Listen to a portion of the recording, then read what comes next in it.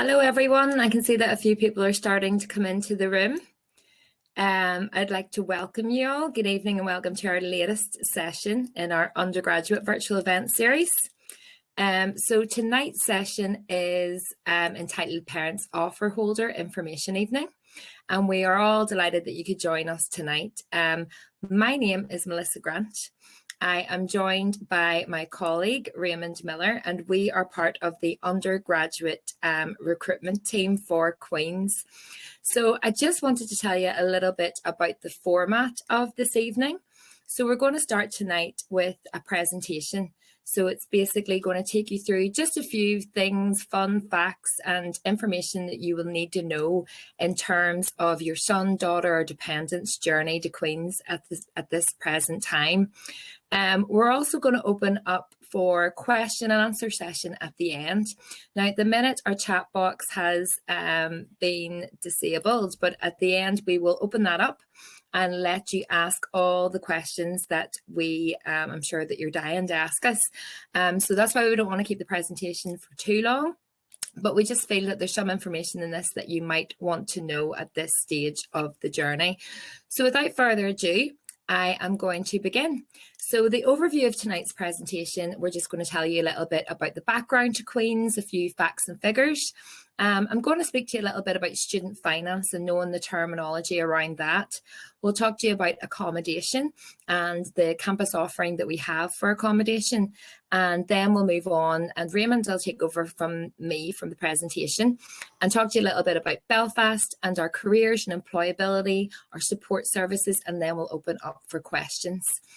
Okay, so I just wanted to start with a little bit of background to Queen's for those of you that don't know. So we're really proud to say that we are ranked in the top 200 in the world, which actually puts us in top 1% of universities worldwide. We are actually the 9th oldest university in the UK, and we like to marry the two of those together to say that we've been getting things right for a very long time. You'll also see that we are ranked 22nd in the world for international outlook, and that is really clear and apparent by our really diverse, multicultural campus that we have. So your son, daughter or dependent will experience a really cultural and diverse kind of atmosphere around them because they'll be joined with students from over 80 different countries. We're also ranked first in the UK for research intensity, and that's because we are actually a member of the Russell Group. And for those of you who do not know what the Russell Group is, we are 1 in 24 leading research intensive universities. So all that really means is the academics that are teaching the students are also working on groundbreaking research in the background. So they could be working on things like cybersecurity or even the latest vaccines for COVID. And they're taking all of that, they're embedding it back into the curriculum, and they're making your child, son, daughter, dependent, industry ready.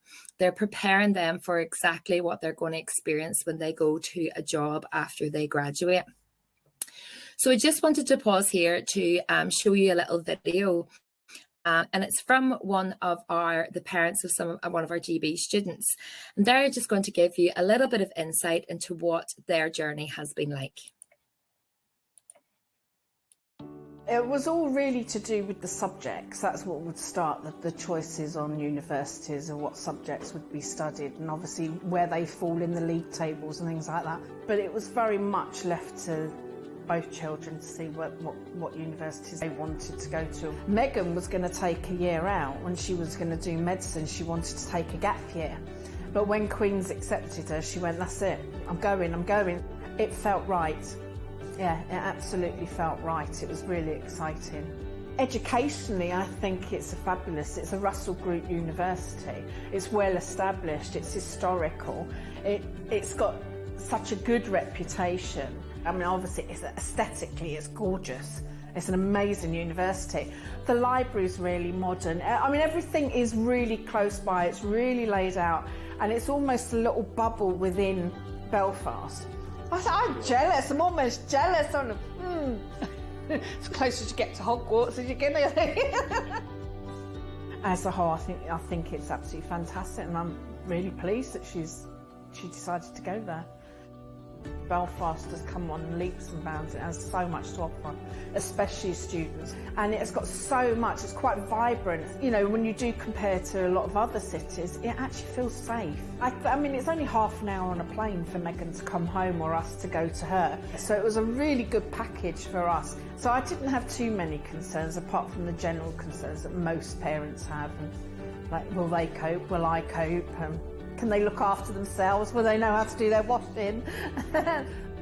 And Elms, the accommodation, Elms Village, is amazing. I mean, it literally is a little village. And believe me, we've got a son at another university, I wouldn't say, and there's no comparison. I really thought when I first saw it, I said, all universities need to come here, and this is how you do the accommodation. The feedback we get from Megan is brilliant. She's always very impressed with her lecturers, and she's very much into the extracurricular studies as well. You know, there's so much for her to do. It's almost like, Mum, I don't know what I can do and how I can fit it in. But it's all because those things are on offer for students, and it's such a variety of different things, so you can get involved in all sorts of things. If you can, go and visit, because as soon as you visit, you'd just be fine with it. You'll be eager. You'll want them to go there. But if you can't do that, ring people. Ring the student housing, ring the university. Everyone's so helpful, even if it's over the phone. They're always very helpful. Because it's a safe environment and because everything is so accessible, students can make the most of all of it. They can get involved in whatever they want to get involved in. A degree from Queen's is fantastic. Who doesn't know Queen's when it comes to employers? You know, that speaks volumes for itself.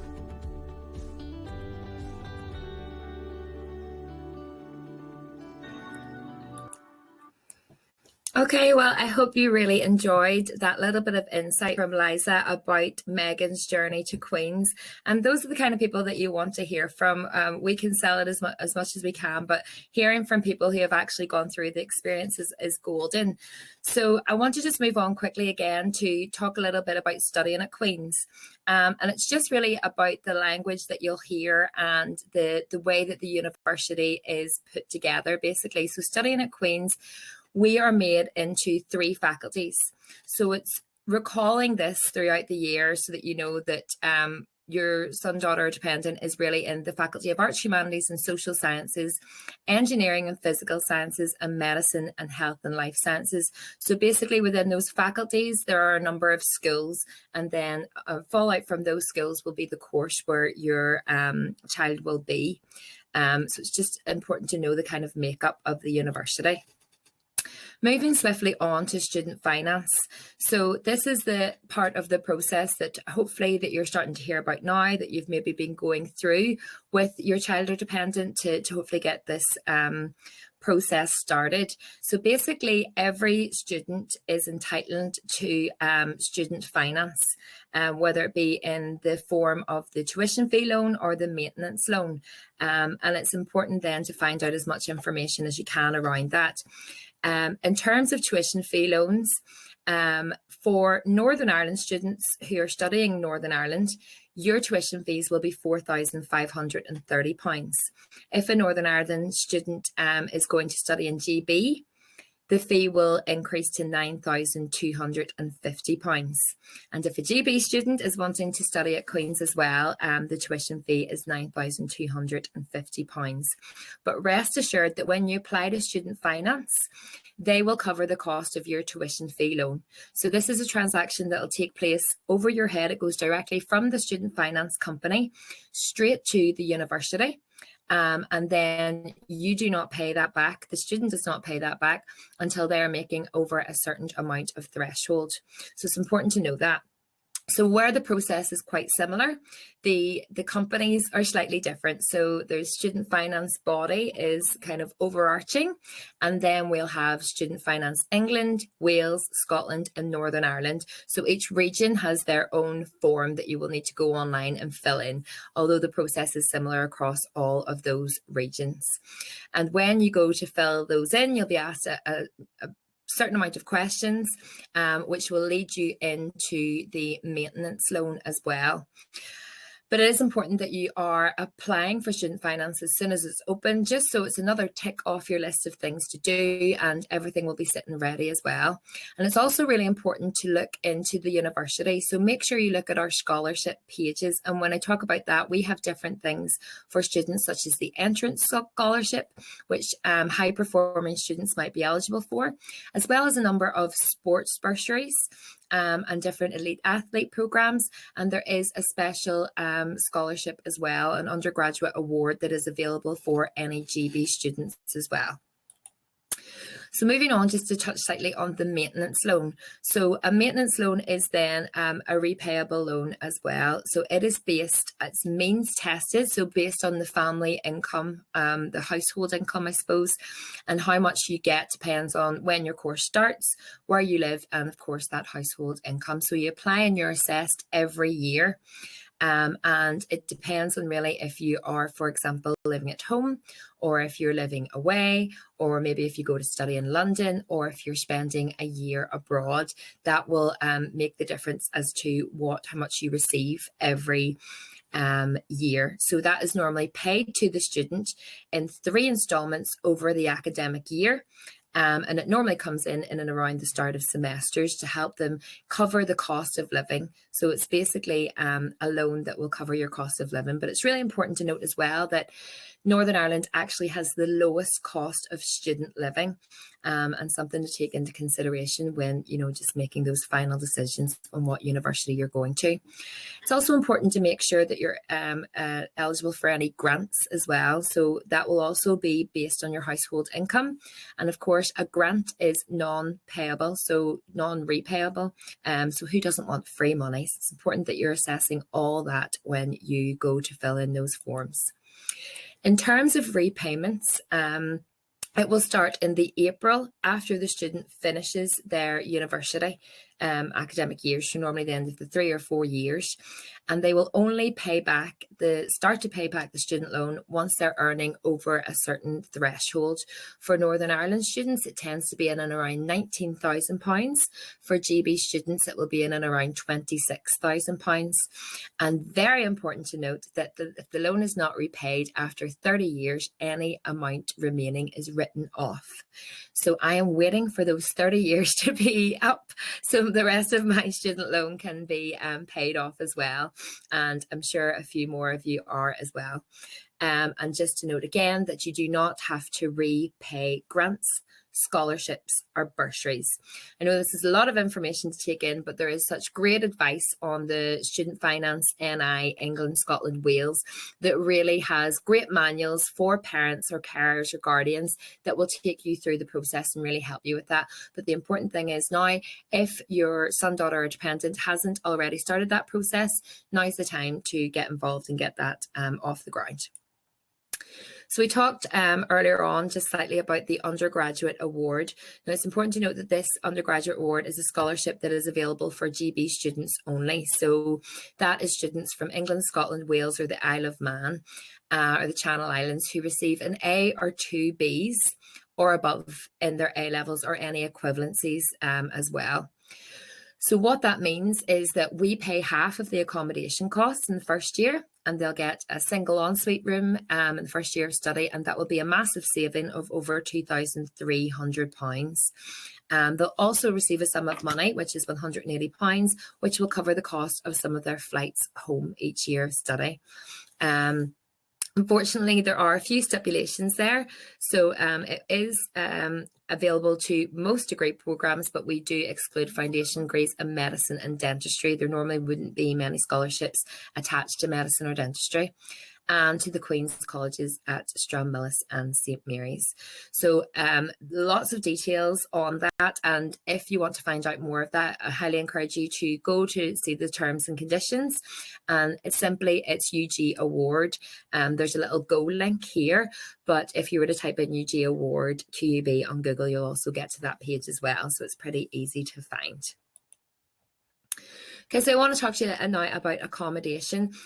So coming to Belfast, of course, it's a massive change and a new experience for your son, daughter, or dependent to be taking that trip, whether it be from GB or, you know, we're just as far away I'm from the outskirts of the peninsula as well. So it takes me an hour to get to Belfast myself. So it's a big experience for the students. And we would highly encourage you to look at the campus accommodation that we have, just in terms of safety around it and the guarantee of being well looked after and all the perks that you get alongside. There will be students that will look into independent living, but it's important to realise that you are at the mercy of your landlord and the different things that come along with that, which will be a lot of the bills, which we'll talk about now. We are delighted to say that all of our first years are guaranteed a place in our university owned accommodation. So we have over 3,400 rooms available, and that is across 3 different campuses or sites that we would maybe refer to them as, and that's BT1 and BT2, which are city centre locations, and then we have BT9, and they're all, it's called, referred to as Elms Village. So it is more of a like campus community village just up on the Malone Road. But a lot of our first years decide which one they would prefer to go to. They'll put that in as a preference, and then they will get allocated accordingly. So there are different pricing schemes. So between £75 and £149 per week would be your bills. However, that might seem a little bit steep. £75 you're talking about would be sharing with somebody. £149 you're more looking at a room with an ensuite. But it's really important to take into consideration that this includes everything. So it includes all of your utility bills, so your heat, your electricity, your warm water, your contents insurance, your Wi-Fi. It gives you 24-hour security. You will have access to a gym. You'll have access to laundry facilities. There are free tea and coffee facilities. You will have all your appliances and everything readily available in your house, as well as lots of other perks on top of that. So pretty much everything's covered. They just have to bring themselves and their food to keep them going. And we pretty much have everything else covered. And then, as we stated before, Belfast has the lowest student rent in the UK. And you'll have seen in the video as well how much praise that Liza has given that on first visit. So hopefully we'll be able to open up our campus tours again, maybe get you down before your son, daughter, or dependent actually comes to the university to be able to have a look around. They'll also have residential life officers. So these are staff and students that are available up until maybe 12 o'clock at night, normally when their shifts are ending, to help with any queries or questions, or just help them get settled in to their accommodation. They also run a lot of events throughout the year, so you'll find a lot of our Northern Ireland students and our GB students will stay up over the weekends, obviously, and there are different trips and things to keep them occupied, so, and to bring everybody together so that nobody's alone at the weekends or anything like that. Okay, so just a few almost like top tips or things to remember about accommodation and how and when to apply. So there is a link here, and again, it's on very easily accessible on the website if you go to our accommodation section. It's important to note that there is a deadline for Northern Ireland students. You must have your applications in by the 5th of August this year. The accommodation offers will be sent out from the 10th of August, following the publication of all of the A-level results. And once the offer is sent, the student then will have 2 days to respond, and by then you'll have to pay a £300 deposit in order to confirm your acceptance. Now, if you go ahead and do that and you end up not actually taking the space with Queen's, that's 100% fine. We will fully refund you. There is an allocation policy available on the website too. This year, you cannot pick the people that you want to live with. You can possibly put it as hopeful onto your application, but this year there are absolutely no guarantees around that, just in terms of the way the allocation policy has been written.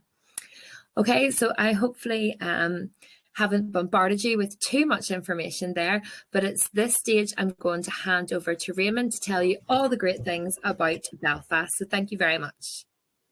Thank you, Melissa. So as Melissa said there, I'm going to talk to you a wee bit about Belfast, and this will be relevant for both parents who are tuning in from Northern Ireland, or if you're tuning in from further afield, you'll maybe learn a wee bit about the city down the road or the city across the water. So Belfast is a fantastic city to come and study in, and it's a beautiful city to live in. And in the picture there, you can see at the very foreground of the picture, you can see the City Hall. In the back right, you can see the two Harland and Wolff cranes, which helped build the Titanic. And between that, there are lots of different areas and places that you or your sons or daughters or dependent can go to for shopping or socialising. And Belfast really is a safe and affordable student city. Safety and affordability is really important to us. Melissa's already mentioned that Belfast has the lowest cost of student living. And in fact, it can be over £5,000 per year cheaper for students to live in Belfast in Northern Ireland compared to other UK cities. And in terms of safety, the UK British Crime Surveys last year announced that Belfast is the safest region to live in the UK. So it really is a great city for students.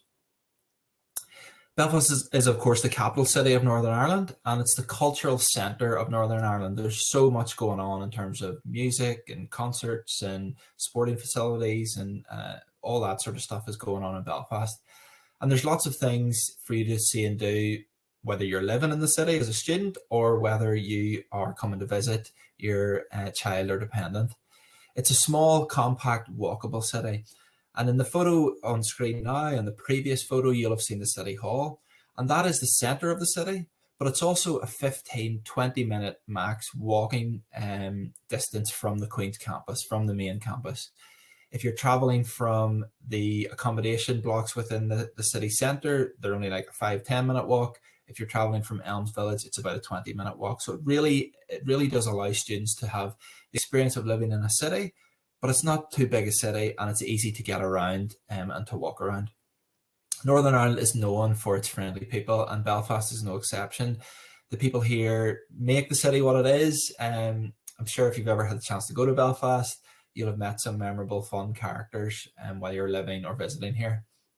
There's also many beautiful attractions in the city. So the City Hall that we spoke about, there's also the Ulster Museum and Botanic Gardens. So those are literally right next door to Queen's campus. You could finish a lecture and go to the Botanic Gardens and sit and have a coffee or an ice cream, or you could finish a seminar and head across to the Ulster Museum. They're right there at campus. If you wanted to go a wee bit further into the city, there's things like Titanic Belfast, which showcases the life of the Titanic ship, if I could speak. So it's a really, really cool attraction to go to. And there's also the Crumlin Road Jail, which is honestly my favourite attraction in Belfast. It's brilliant to go to that. There's loads of stories about the people that went to the jail.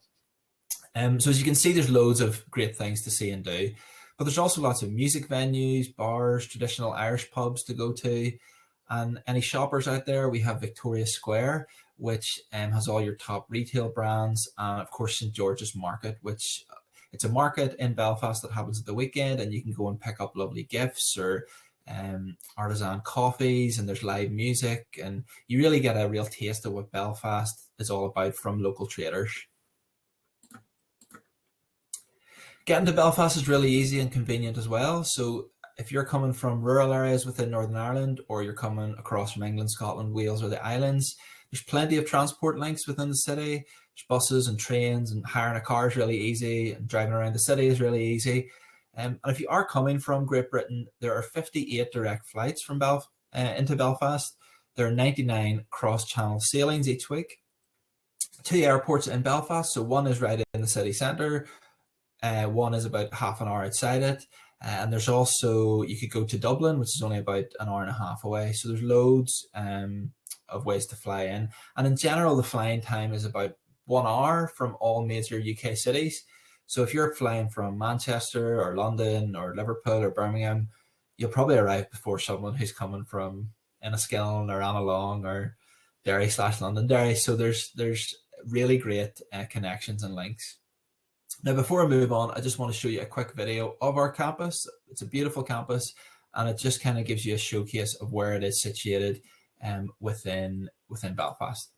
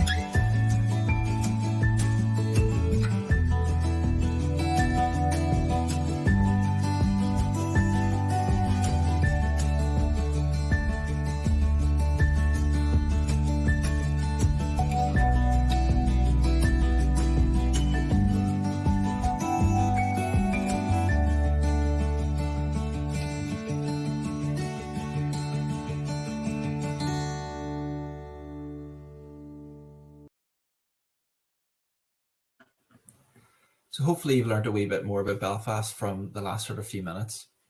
I'm going to move on now and speak to you about careers and employability. And we have a careers and employability service here at Queen's, and we understand that getting a degree and finding employment is something that's really important to our students, your sons, daughters, dependents, and it's also really important to you guys as parents, carers, or guardians. I know your children want to make themselves more employable, and we want to support them through that process so they can eventually find a job after they graduate. It's important to know what a degree from Queen's actually gets you. So there's a couple of statistics on screen there. So 96% of our graduates are in employment or further study 6 months after graduation. This isn't on screen, but as well as finding work, our graduates actually go on to excel in their work because Queen's graduates go on to have senior leadership positions in 80 out of Northern Ireland's top 100 companies. And Queen's is actually ranked joint 11th in the UK for career prospects after 15 months. And as much as we're really proud of those figures, it is important for your child or dependent to do the research so they know what the career prospects are for the specific course that they're interested in or that they've got an offer for. Another way in which we want to make students more employable is through our Degree Plus program. Degree Plus helps students, helps prepare them for the workforce, helps them develop skills, and it helps them do things that employers are really looking for. Effectively, what Degree Plus is, they would gain an accreditation for the work-related activities that they do outside of their studies. So we have over 100 verified activities that they can choose from, and it's things like being a campus tour guide, where they would show prospective students or their families around the campus, being a student ambassador, where they would go back to their school and talk about Queen's, or they would go to careers fairs or recruitment fairs or open days and chat to prospective students about coming to Queen's. There's also various homework clubs, there's leadership skills programs, there are business skills programs, volunteering opportunities, basically anything you can do outside of your studies. If you can do enough of it and do the relevant work involved with it, you can be accredited with Degree Plus. It's recognised by employers in Northern Ireland and further afield, and as well as the obvious benefits of doing it, it means that students can make friends, meet people, build networks with employers, and in some cases they can even earn a wee bit of extra money, which is always great too. Another way in which we want to make students more employable is through our Global Opportunities team, and we really encourage students to do some international travel while they're at university. There's a range of study or work abroad opportunities that students can experience, and by going away it really does broaden their horizons, so they'll get to experience a new country or culture, and they can take that back to Belfast when they come back. And when they do take that experience back, it really enriches their university experience for the remaining time that they have in Belfast. And I suppose the most obvious thing of doing some global opportunities and travel is that you gain an edge in the job market. You'll have experienced something new that other people might not have, and it can give you an edge when it comes to employment. Some of the programs that we offer vary in time, so you can take a full year or a semester or a few weeks, but we have things like our Global Leadership Program, and that's where students would work on a project in Queen's, and then they would travel to an international city to finish off that project, whatever it is. So cities that students have gone to in the past include Kuala Lumpur, Toronto, Hong Kong, New York, so loads of different places they can go to. There's then also exchange programs, so various countries like New Zealand and Brazil have organised and set up links with the faculties, and then you can, your son or daughter or dependent can get involved with those exchange programs. We also have things like Study USA, where it allows students to go and study business and management in an American college for 1 year. And by doing these programs, I've already alluded to it, but it really shows employers that these students have the ability to step outside of their comfort zone. It can make them more independent. And if nothing else, it gives them something to talk about whenever they get to interviews. Going to university is a really exciting time, but we recognize that it can be, for some people, a bit scary, and they can feel a bit apprehensive about going to university. And that can be for students, but it can also be for parents and guardians like yourselves as well. But it's important to know that at Queen's, we support students every step of the way. If students need support with anything at Queen's, their first port of call would be the Student Guidance Centre. And in there, the staff will be able to offer them, first and foremost, academic support. And that's done through our Learning Development Service. And this service provides students with one-to-one or group study sessions. And there'll be sessions in things like academic writing or time management skills or study skills, things that can help them from the jump from school to university and the workload that might be involved in that. Another person students can go to if they need academic support would be their advisor of studies. And every student at Queen's is assigned an advisor of studies, and that would be their designated point of contact. If they have any issues about their course or how to study or how to work, they can go to that person. We've already spoken about the Careers, Employability and Skills Service, but to summarise, I suppose they will help students with their career goals, link them up with employers, equip them with the skills that they need in what is a competitive job market. There's internships, volunteering programs they can do through that as well, and also things like Degree Plus and the global opportunities that I just spoke about. If a student has a disability at any level, they can contact the Disability Services team and they will be able to help anyone that gets in contact. So whether your son, daughter or dependent has a physical disability, a medical condition, a specific learning need, doesn't matter, go to the Disability Services and they will support your son or daughter, and they will tell them about any adjustments that may be entitled to, or any financial allowances that they may be entitled to as well. And then finally, we have our wellbeing service, and the staff within our wellbeing service are there to offer a number of counselling and advice services, as well as a drop-in centre that they offer. So students can speak to somebody if they're feeling a bit low at any time of the day, and there's someone there to support them. So what are your next steps? Well, first and foremost, if you or your son or daughter or dependent wants to find any more information about the course that they have an offer from, hopefully they know loads about it by now, but you never know. You can go to our course finder page. We also have a number of subject talks so they can hear from academics who will be teaching them. And we have discovery sessions, so they're like mini lectures that they can go and tune into. And those can all be found on our website if you just search for any of those on Google. And then if students, the best people for students to hear from is other students. If they want to hear from current Queen's students, they can do that through various student panels that we have on our YouTube page, or the Student Room forum. They can chat to students, or UniBuddy, which is like a platform where they can chat to our students. If they search for Queen's on any of those, they will get to talk to current Queen's students.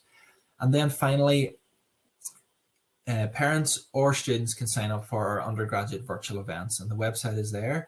And that will give you access to our virtual open day, which just happened on Saturday past. There's loads of great information there. If you want to tune into that, you can get on-demand access. You can also register for more events like these, or you can watch previous events that we have done. So we have done events about mental health and well-being, applying to accommodation,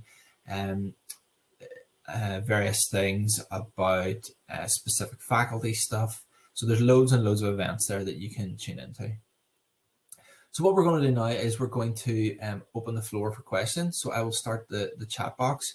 And while those questions are coming in, I'm just going to play one more video. And this last video is from a parent from Northern Ireland and his thoughts on sending his son to Queen's.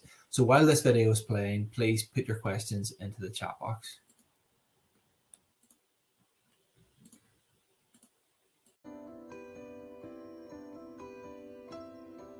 My son is Conor Robb, and he's first year in mechanical engineering at Queen's.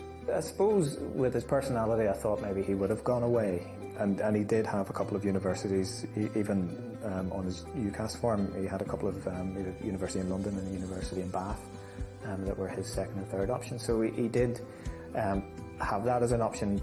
And he himself had looked at the prospectuses, looked at the universities, looked at the facilities, the reputation of the organisation.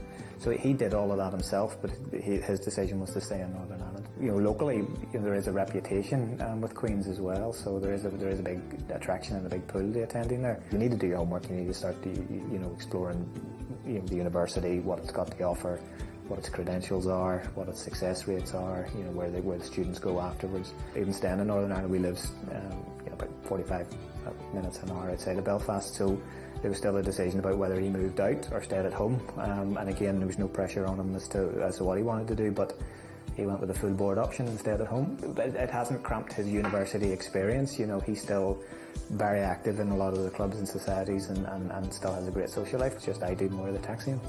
mainly due to tuition fees. There's a financial implication of going to university now, so we're not in a position to be able to pay those fees for him, and I don't think that's the right thing to do either, because what's the saying, he needs some skin in the game as well, so he needs to know that this is his financial liability, so he needs to use this time wisely, see it as an investment, and get the benefit of it that he can, move on to a good career. There's some sort of key milestones or moments that things are significant things happen, and I think that's that this last year has been a huge shift. Where although he is still at home, he's an adult. He started working. He's his part-time job now. He passed his test. He's driving now. So there's a lot of things that are happening. And he's just grown up and grown into an adult.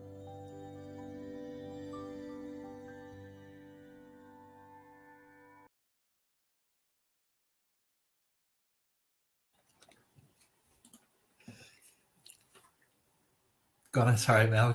Hi everybody. So hopefully you enjoyed that last video. It gives a different perspectives from a parent from Northern Ireland, a parent from GB, and all our listeners our EU and ROI offering as well.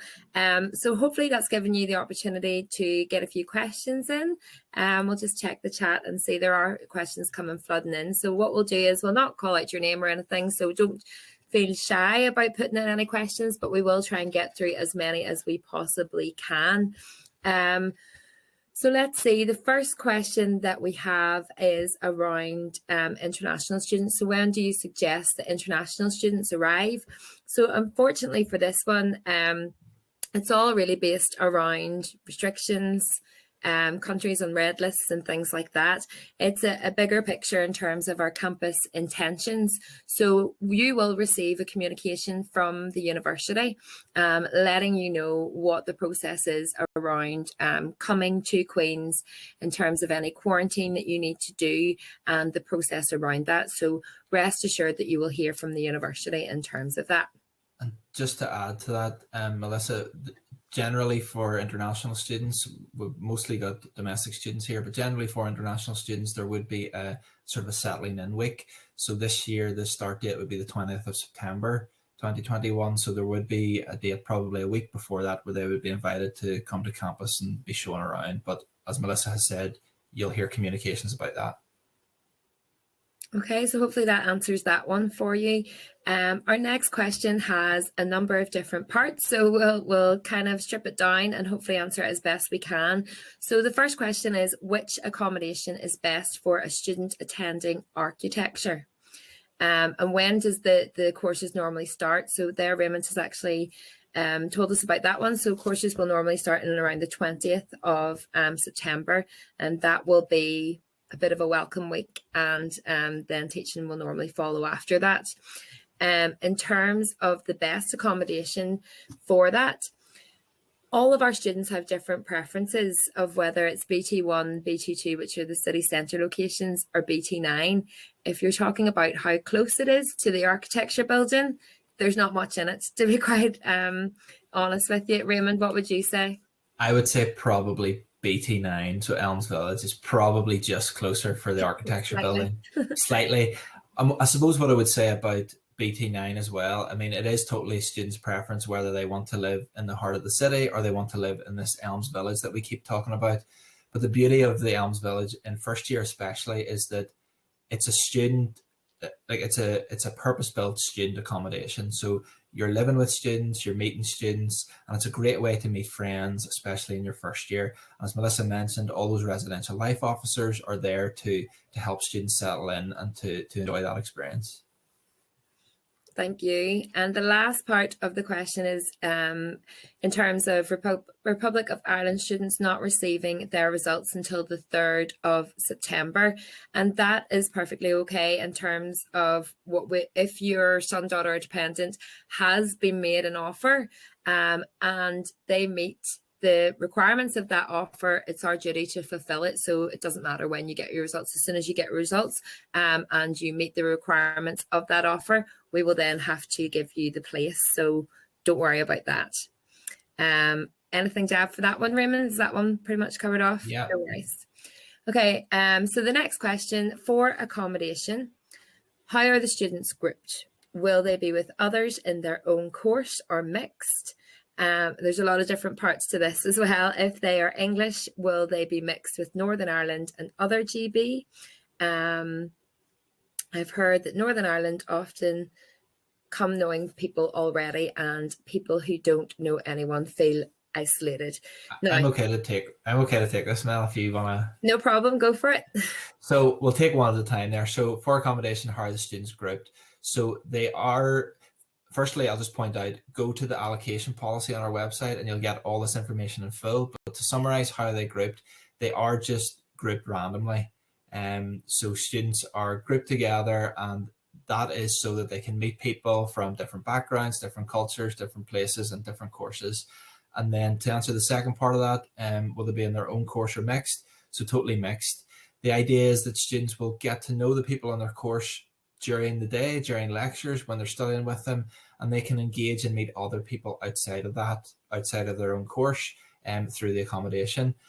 If they're English, will they be mixed with NI and other GB? Yeah, again, mixed. There'll be people from Northern Ireland, there'll be people from GB, there may be some international students.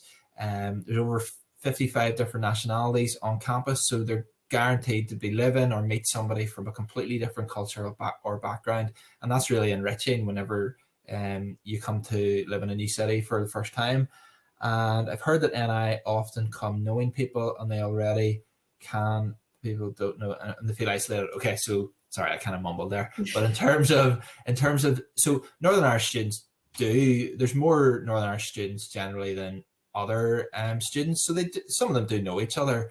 This year, all their friends won't be in the same apartment block. They may end up like that, but they can't choose to live with their friends. And again, it allows for that ability to mix and meet other people. So there shouldn't be that feeling of isolation for people coming from outside of Northern Ireland.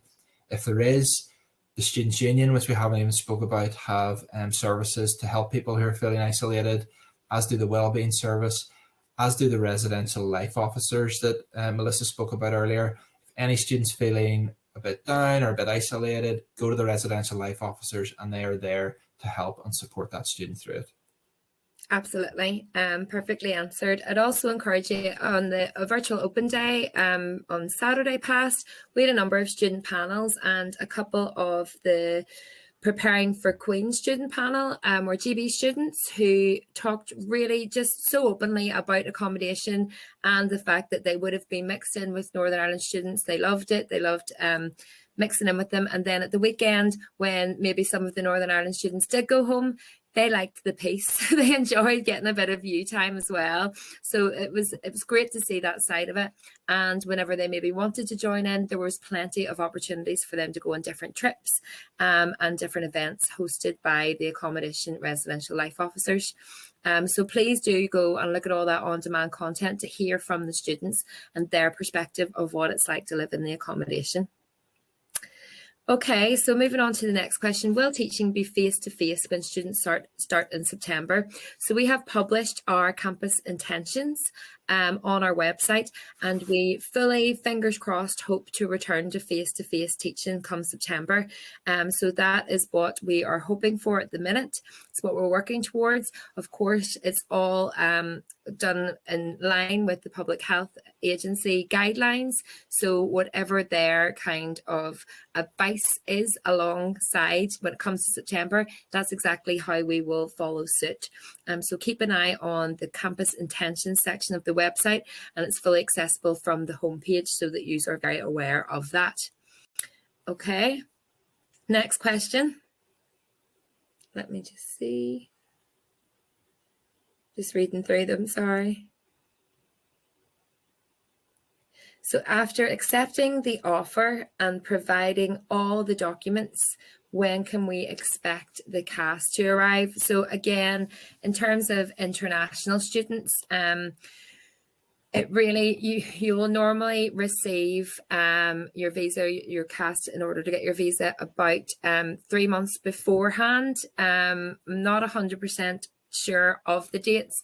I would encourage you to get in touch with our international admissions team, which is just international admissions at qub.ac.uk, and they will be able to guide you along what the kind of process is or response rate after you have given us all that we need.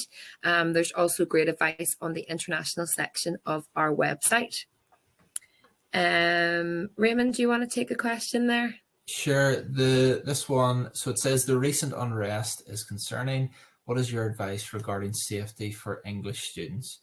It is all very unpredictable, but what is the uni's risk assessment response? So I think first thing to point out, everything that was happening in Belfast, that was on the news recently, all the unrest, some of the rioting, was nowhere near Queen's and the Queen's campus and the Queen's quarter. The city is split up into 4 quarters, and what you've seen in the image and all the stuff we've spoken about in the presentation generally tends to be the Queen's quarter. So like any city in the UK, there can be violence at certain trigger points, but what's going on in Belfast, I would argue, is no worse than what would be going on in any UK major city. The police know how to deal with things like that, and they have dealt with it well. Some of the reports would suggest otherwise, but I would say that given the statistics that were released from the UK Crime Agency last year, that Belfast is the safest region in the UK. That's all we can go on. Melissa and I go to Belfast every day, and I'm not just saying it. I've studied in Belfast. I never felt unsafe in the city. It really is a great, friendly, safe city to live in. And in terms of kind of looking after students and risk assessment, just be well assured that the safety of the students is really at the heart of everything. If, for example, they are staying in our accommodation, it has 24-hour security round the clock. Again, some of these panels, it's great to hear from the students. They'll talk about the great services that the accommodation site, for example, offers in terms of security. Some of our students maybe work late and they've been escorted home by some of the security guards and make sure they get back to their blocks safely. So just rest assured that we are over and above trying to look after the well-being of the students. Hopefully that answers that one for you. Let's just see. Another question. Do you have residential life officers in BT1 and BT2, or is it just BT9? We are delighted to say that we have residential life officers across all 3 of those sites. So they, again, are staff and students that are employed to help our accommodation sites with everything that they need in terms of settling in, again, the safety, organising events and making sure that everybody is okay. And keep on going on about these panels, but one of the panel members on Saturday is a final year student and is also a residential life assistant as well, and talked really well about all the things that he does in order to make life so much better for all the students. And just to add to that, Melissa, as well, in terms of the residential life officers, they are staff employed by the universities, but they also have a whole host of residential assistants, and they are students. They are current students living in accommodation, helping the other students who've just moved in. So there's a really nice transition. If your son or daughter or dependent moved into accommodation and they loved it and they wanted to become a residential assistant, there are ways and means for them to do that so that they can help the next cohort of students that are coming in the following year. Okay, so that appears to be all the questions for now. Please feel free to ask any more. One thing I just did want to touch on in terms of next steps and things to look out for is, of course, the next kind of deadline in the recruitment process, or the applicant journey, I suppose. And fast approaching is the 10th of June, which is on Thursday. And that is the date where the students will have to make their firm and insurance courses through their UCAS application forms. So it's just to be aware of that deadline as parents or guardians, and to make sure that then you know the next step. So they have possibly applied for a maximum of 5 different courses across multiple universities, perhaps. They will have then received offers, and then now they have to knuckle that down to a firm and insurance choice. After that, it's a bit of a waiting game until results day. And then it's important to really familiarise yourself with all the language and the process around UCAS. So make sure you know what's coming on results day. You'll hear things like, if they don't find out straight away if they've got a place, you'll hear terminology like decision pending, and it just means that we're maybe looking at a particular grade that didn't quite match up to the offer that they were made. You might hear things like adjustment, where your student has done actually better than they were actually predicted to do, and may want to apply for a course that perhaps had a higher entry requirement. So it's just important to familiarise yourself with that process, because that will be the next stage for you. And after that, hopefully, fingers crossed, it's plain sailing in terms of getting the offer, and then you'll hear more about getting your accommodation. The next stage is for student finance, and then coming to us for Welcome Week. Is there anything you want to add on that, Raymond? No, just hopefully that everyone has enjoyed this. They've learned a wee bit more about Belfast, Queen's, what we offer. And if you can do anything now, encourage your kids to make us their firm choice in the next 2 days. That would be it. But listen, thank you very much for listening to me. And thank you very much for attending. As I say, there's no more questions coming through. Please do use the studentrecruitment@qub.ac.uk email address if you think of anything in the next day, week or month. We are more than willing to help answer those questions. There is also a request a callback feature on our website if you would like to get one of us to give you a ring to chat through any of your worries or concerns. We are only a phone call or an email away if you need us. Our next open day is planned for the 11th of September. Again, just due to regulations and restrictions and things like that, it will be a virtual offering, which will have lots more live things for any of the next siblings or anything coming through the chain. If you want to find out more about next year's cohort or the following year, please do keep in touch. And thank you very much for tuning in and listening to us this evening. Enjoy the rest of your night, folks. Thanks. Thanks, everyone. Bye.